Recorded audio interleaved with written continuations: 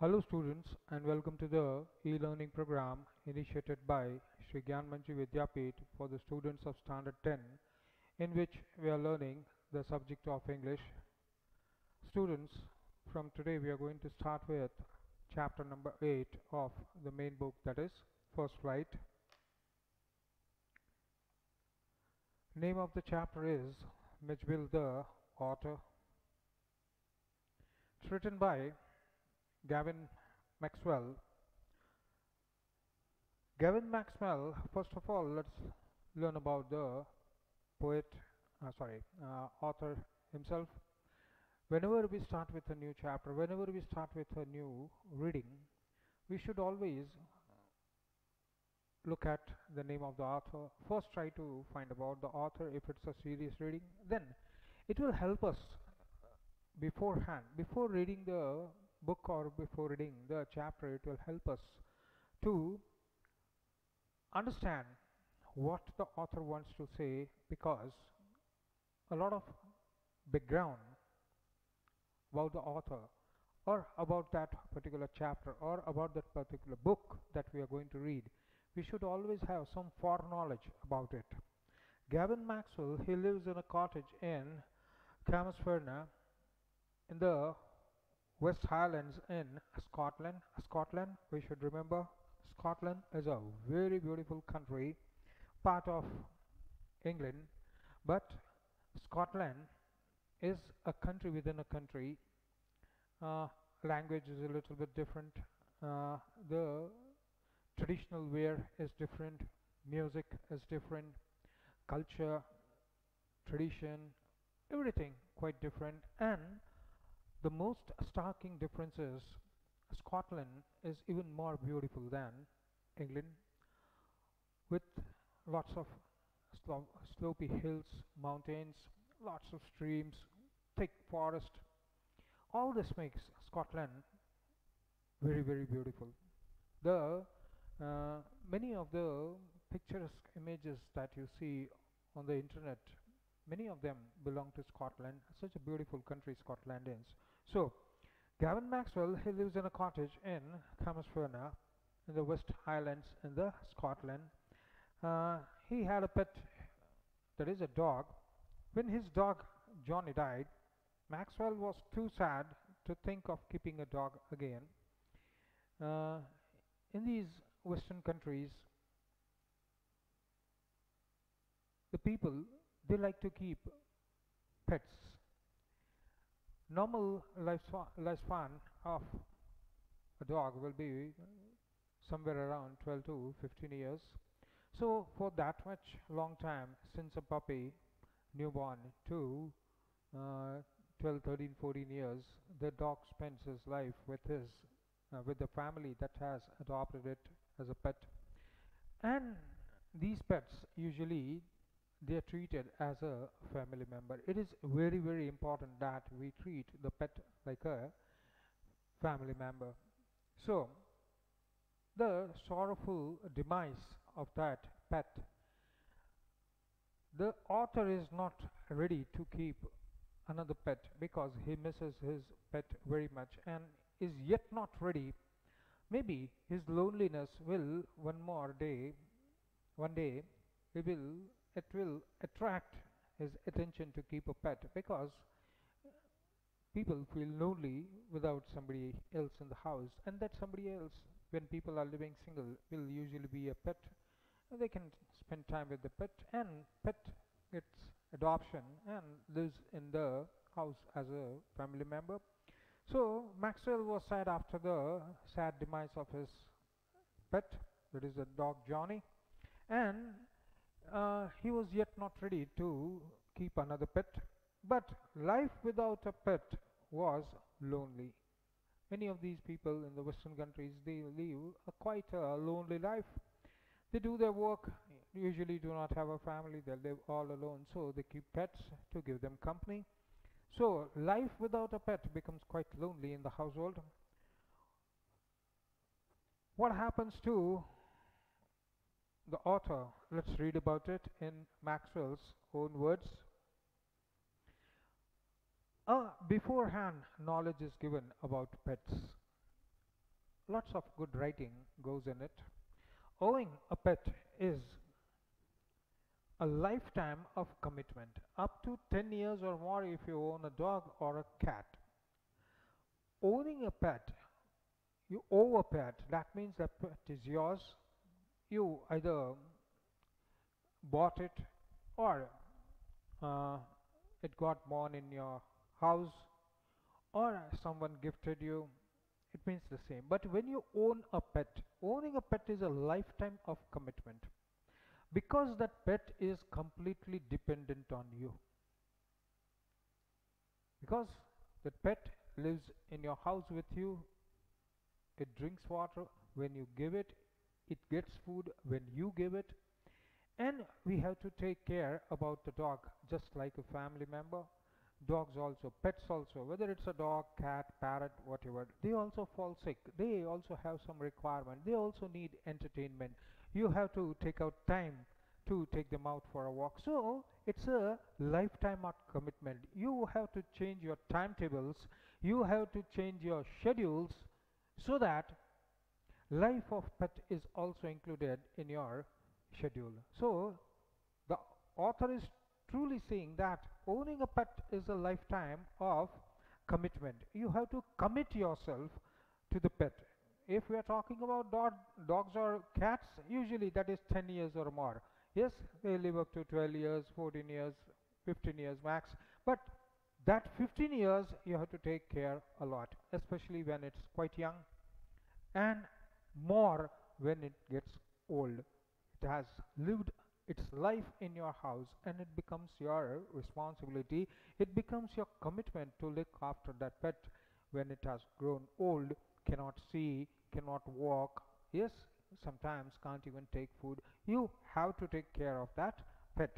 So, involving considerable responsibility. The decision to acquire one therefore should be made by the whole family. A very, very important line written by the author. If whole of the family agrees, then only keep a pet. If one person also does not like a pet, hates pet, then advisable not to keep a pet. Because what a pet wants is love from you. It doesn't want hatred, it doesn't want beating, it doesn't want harassing, it doesn't want starvation, it doesn't want no entertainment, right? So if all the members of the family agree that yes, we are all responsible, because all of us will not be at home together, we would be there one by one, or all of us may go out, but somebody has to return to take care of the pet. So if all the members of the family agree, then only keep a pet. Without full agreement by everyone, the pet could end up unwanted. A very important thing. Even if one person does not take care of the pet properly when it is his or her responsibility, because he or she does not like pet, hates pet, yes, sometimes doesn't like the hair falling out all over the house, or you have to clean up. Yes, sometimes it gets sick, you have to take care of it. Take the pet to the veterinary doctor and uh, give proper treatment, take care of it, give it food, water, whatever essentials are required. We have to take it out for a walk, sprint maybe, if play with it, right? So we have lots of responsibilities. So even if one person doesn't want that pet, then advisable that we should not keep a pet. The pet could end up unwanted. Puppies and kittens are so adorable. Very lovely thing written over here. Puppies, when they are quite young, yes, just open their eyes after 5 6 days, yes, and whole of the world is new for them. Everything is new for them. Everything is friendly. Everything is to play with, right? They are so fluffy. They are so cute. Both of them, whether it's a kitten, that is young one of the cat, or whether it's a puppy, that is young one of the dog. Puppies and kittens, they are so adorable. People will just pick it up and keep on playing, especially children. They are very fond of small kittens and puppies that whole of the day they spend with them and they become very close friend of the young ones. It is easy to understand why adults and children alike would like to be attracted to them because of their cuteness, because of their innocence, because of their playful ways of being with you, right? It doesn't understand your lap, it doesn't understand your shirt. Yes, it tears it away, plays with it, yes, it makes a hole in it, and still you love that. So, it's easy to understand because they are so adorable, they are so lovely, they are so cute that people love the kittens and the puppies. Unfortunately, their cute looks are often disadvantaged because people purchase them without consideration and knowledge on how to take proper care of them. Without knowing, for dogs especially, it is very, very important, without knowing the breed, without knowing what to do with that breed, how to take care of it, what it needs, what are the different nutrition you should be giving it, what is the food that you should be giving it, what is the type of exercise you should be giving it, whether to keep it in the house, whether to keep it outside of the house, a separate kennel made for it. People do not know these things and people just bring home a puppy because it's very cute and lovely and adorable. And then they don't know what to do with it, right? They don't have any knowledge about it. So before keeping a pet, have a thorough knowledge about the pets, especially different breeds of it, so that you can become selective and you know what you have to do with that pet, how you have to deal with that pet. So unfortunately their cute looks become disadvantages to them because people just pick them up and bring them home, yes, and purchase them without consideration and knowledge about how to take proper care of them. The basic points that you should keep in mind before adopting a puppy are given below. An annual dog license in accordance with the government regulations, not that steadfastly followed in India, but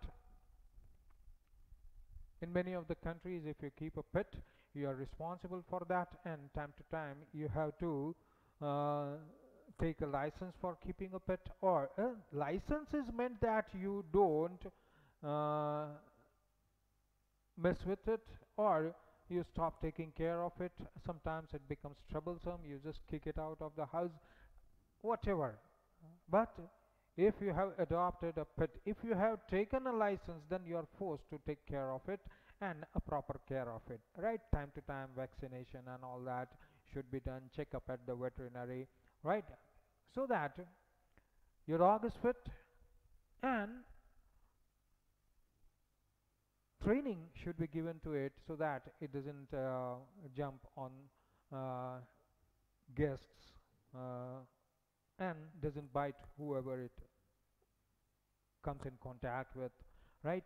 If the dog is proper vaccinated, then the biting won't have that much effect, and people don't have to rush to hospitals to take treatment for rabies. The annual dog license in according with the country's government regulations.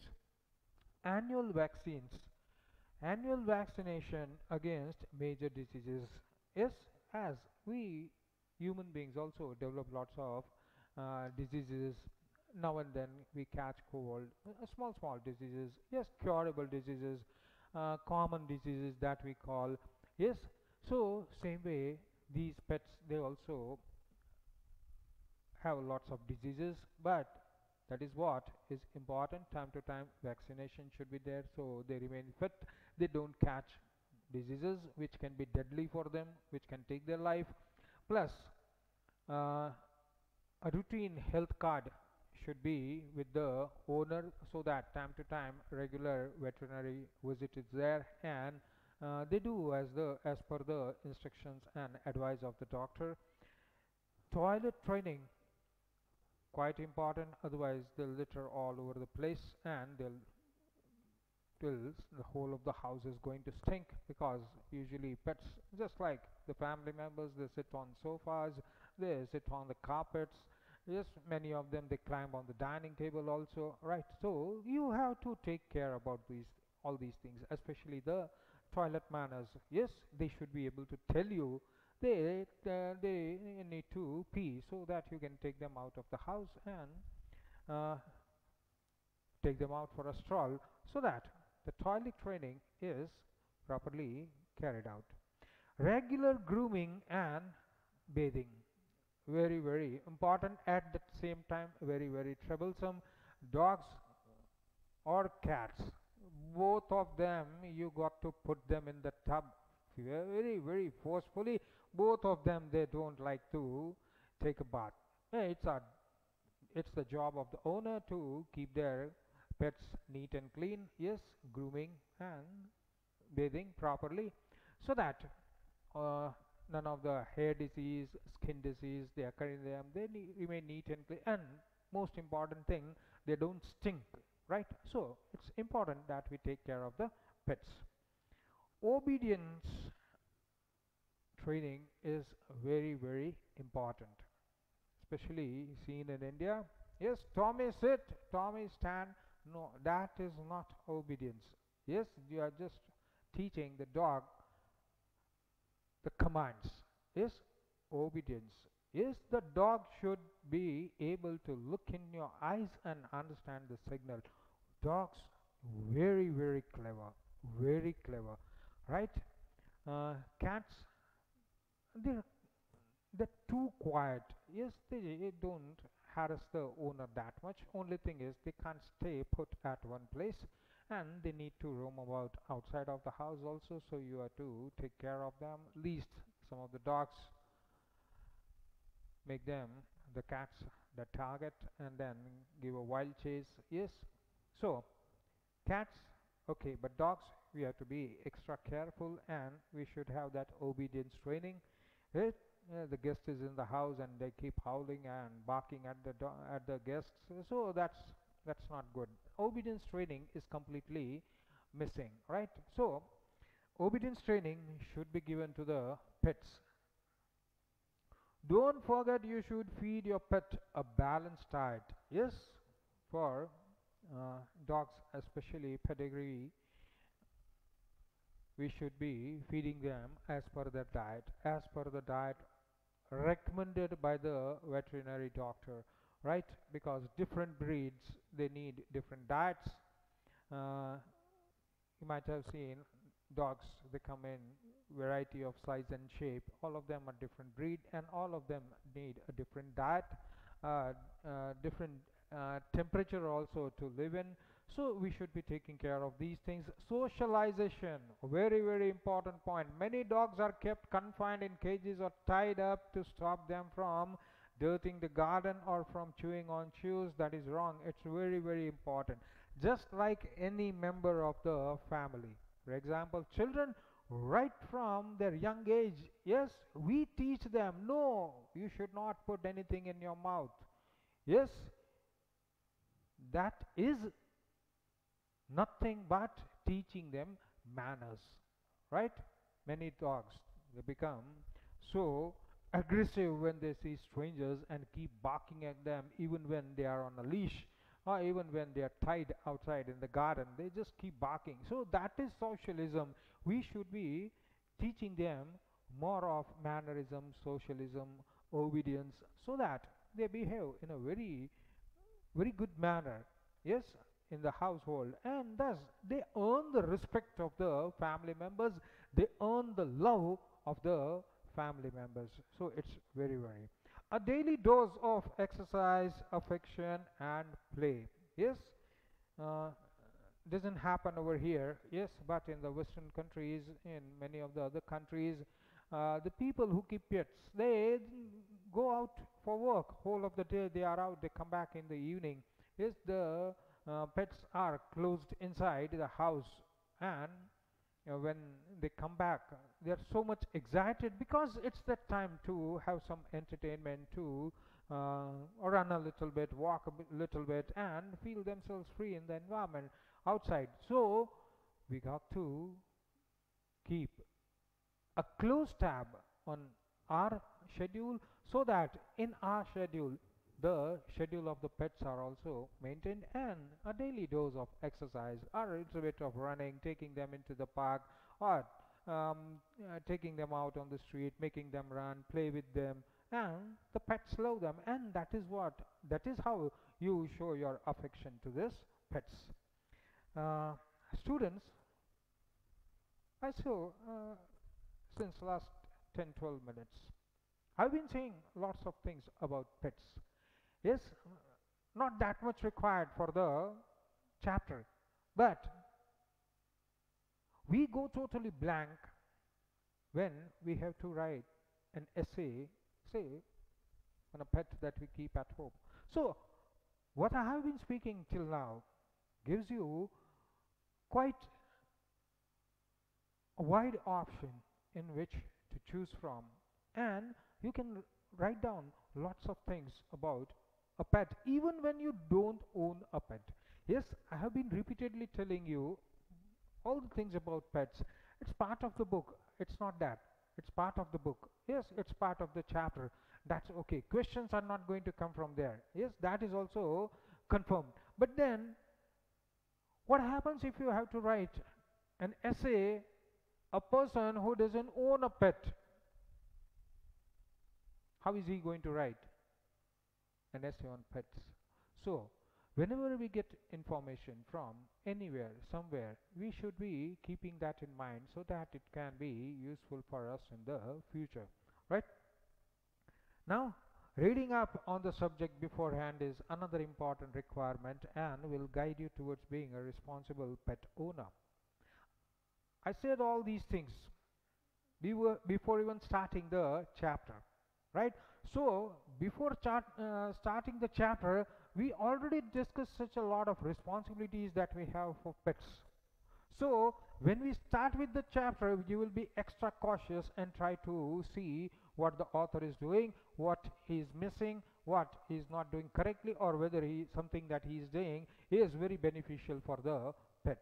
So, we become a little bit cautious when we have foreknowledge, beforehand knowledge of or on the subject that we are going to read. So, reading up on the subject beforehand is very good. With whatever chapter you are reading, we should always have some knowledge before it, so that for this chapter especially, now it guides you towards being a very responsible owner of a pet.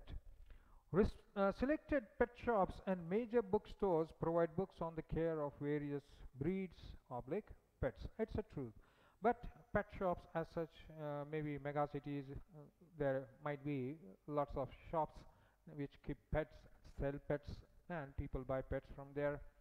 Uh, Otherwise, in many countries, there are pet shops from where directly you can buy a pet, and all of them they keep lots of food for the pets, different types of food for different pets, different cages, for example, birds, small cages for cats, dogs, because you have to take with you when you travel also, right? When you are going from place A to place B and you are taking a flight, yeah, you need a small cage for your dog, because then the airplanes, the travel agencies or the airliners, they don't allow the pets to be with you on the flight.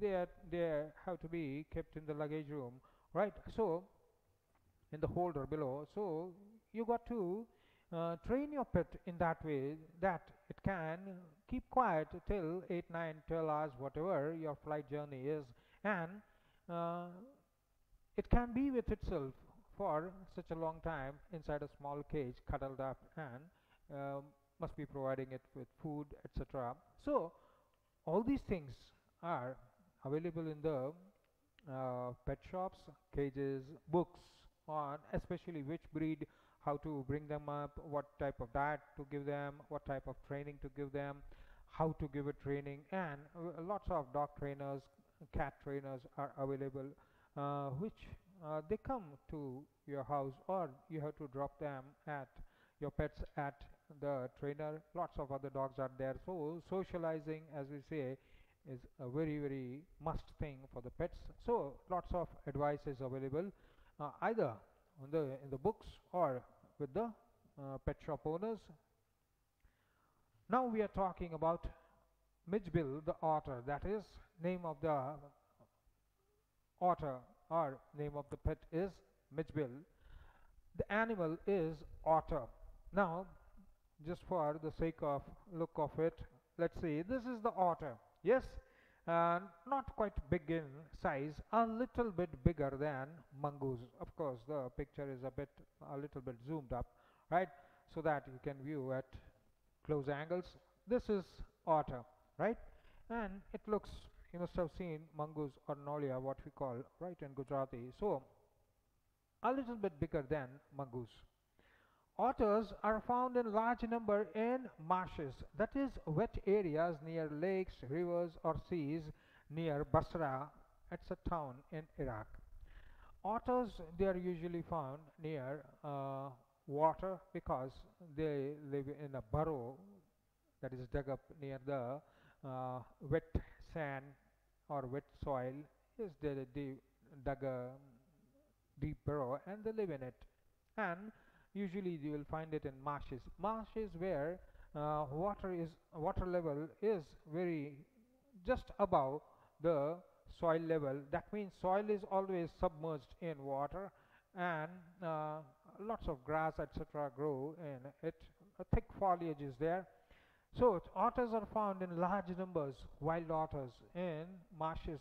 Marshes, they are the wet areas near lakes, rivers, or maybe sea also.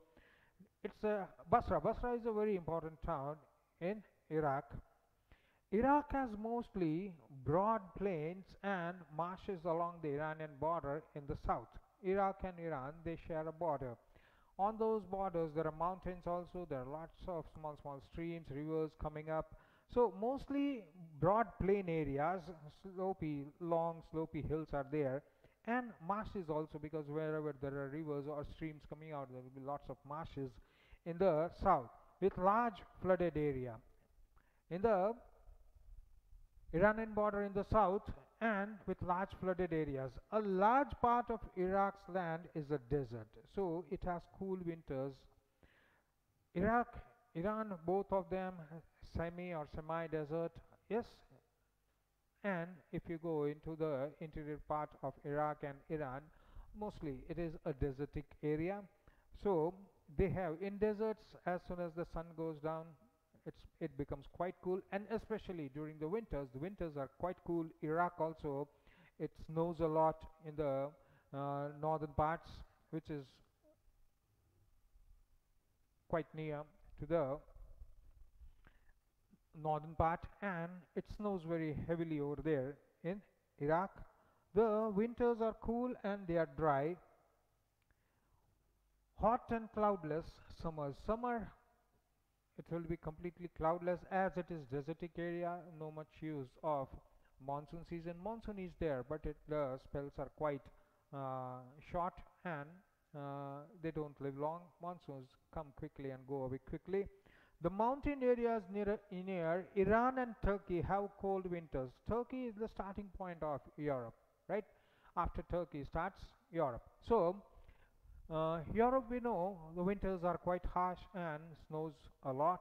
So Turkey and the mountains near Iran and Turkey, they have quite cold climates where snow falls a lot in the winters. So snow falls, and when the summer comes, that same snow melts over there, making there a marsh-like area. This is heavy snow. There is the heavy snowfall over there, and when the snow melts in spring, it causes flood in central and southern Iraq, because it actually does not have any place to go. So all of a sudden the summer comes and melts away the snow or ice gathered over there, and it floods in the slopey area at the bottom, that is south area. London, on the opposite way, now it causes floods in central and southern Iraq. Now this is, we are talking about London. Now if you have taken an otter from Iraq and you come to London, yes, Scotland, England, so you come to London. Now, London has a totally opposite climate. It has a totally opposite climate. Whole of England, thick forests, dense forests, and lots of big towns and cities, and lots of natural beauty. It rain just impossible to tell or predict rain in London. Yes, whenever you go out, whichever season, you have got to take your overcoat, or you got to take your um, umbrella with you. You don't know when it rains. During winter, it snows heavily. So, totally opposite climatic conditions. London has a large population and is a very busy city, whereas Basra not that big like London. In addition to multi-storied building, Basra multi-story building are less. Yes, uh, double-story, triple-story at the most, or mainly on the sides of the rivers, etc. Lots of single-storied house, and the span of the city is quite big, but population is not that much. So, however, in England, multi-story buildings are there. However, it has many open spaces or parks. Lots of patches are kept green over there. So, lots of parks are there, lots of greenery is there. It has a temperate climate. That means not so hot, not so cool. With regular but generally light rainfall or snow throughout the year. Half of the time rain, half of the time snow. In between they hardly have some 20 to 30 days of spring, right? Other than that, it's raining every time. Yes, all around the year, either it's rain or snow. The warmest month is July, and the coolest month is January. February is the driest month, and snow is not very common in London. It rains a lot in London, but snow only during the winter season. So, Iraq and London, they are quite different from each other, geographically also, climatically also, population wise, construction of the city, etc., quite different from each other. Now we start with part 8.1. Early in the year of 1956, I traveled to southern Iraq. By then, it had crossed my mind that I should keep an eye on Otter instead of a dog, and that Chemosphere, ringed by water a stone's throw away from its door, would be an eminently suitable spot for this experiment. So, early in the year of 1956, the author Maxwell was traveling to southern Iraq. When he came to southern Iraq, he was very much aware that otters are found over here in plenty, and rather than keeping a dog,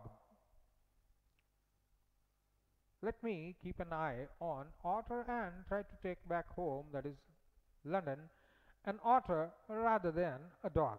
So it had crossed his mind. That means the idea came up that I should be trying to keep an eye on Otter instead of a dog. And then Chemosphere, that is the name of the place, ringed by water. Very so in Chemosphere, everywhere that Chemosphere area is surrounded by water on all sides, right? It's not an island, but you have lots of outlet of water over there. A stone's throw away from its door. Chemosphere, water outlets are there, just a stone's throw away. A stone's throw away means it's quite near.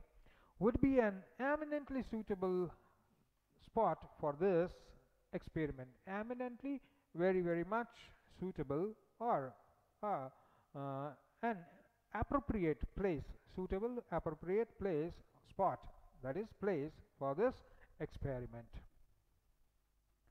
When I casually mentioned this to a friend, he as casually replied that I had better get one in the Tigris marshes, for they were as common as mosquitoes and were often tamed by the Arabs.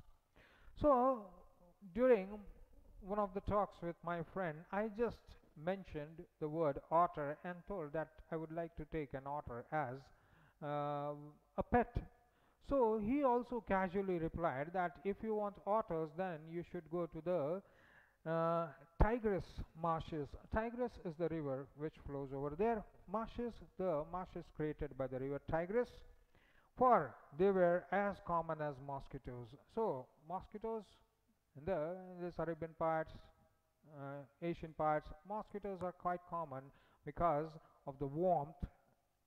Mosquitoes generally are found. So as you find mosquito, same way in that much number you'll find otters in Tigris marshes. And otters were caught by Arabs, and many Arabs, they are known for taming or keeping otters as a pet, so you can readily get it.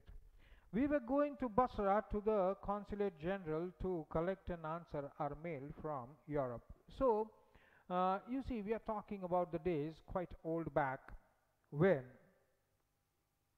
you have to go to the embassy to collect your mail if you are out of your country. Yes, that means mobiles non-existent, telephone lines also existent, but then long distance call or out of the country calls, they're quite difficult to manage.